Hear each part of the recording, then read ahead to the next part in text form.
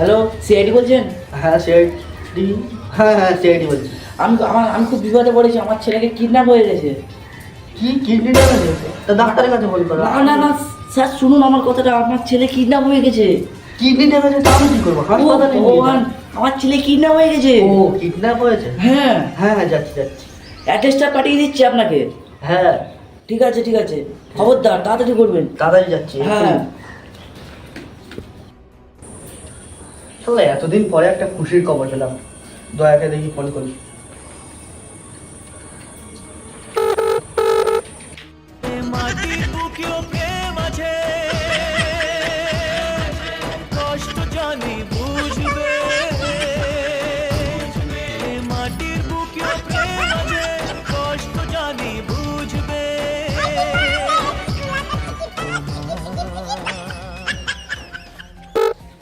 Hello hello hello hello star ভাই।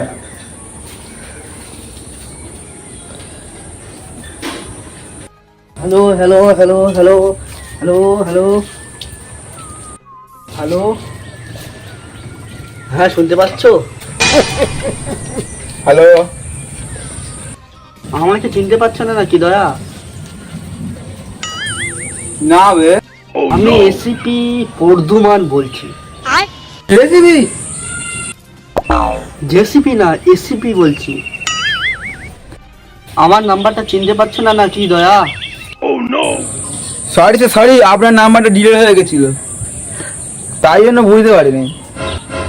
তিহারি বাজার তো শেষ, আপনি তো কাজ বাজ দেন না, তা আপনার নাম্বারটা কি রেখে পুজো করবো নাকি? তাই আপনার নাম্বারটা ডিলিট করে দিয়েছি। আপনি কি জন্য ফোন করেছেন সেটা তো বলুন। যা বলবেন তাড়াতাড়ি বলুন, অত সময় নাই। আমি তোমার কাছে ফোন করেছি, তার মানে কিছু বুঝতে পারলে না দয়া? না, বুঝতে পারিনি। একটা কাজ পেয়েছি, তাড়াতাড়ি চলে এসো। কাজ পেয়েছে আগে বলবেন তো, আমি এক্ষুনি যাচ্ছি। এইবার অভিজিৎকে ফোনটা করি।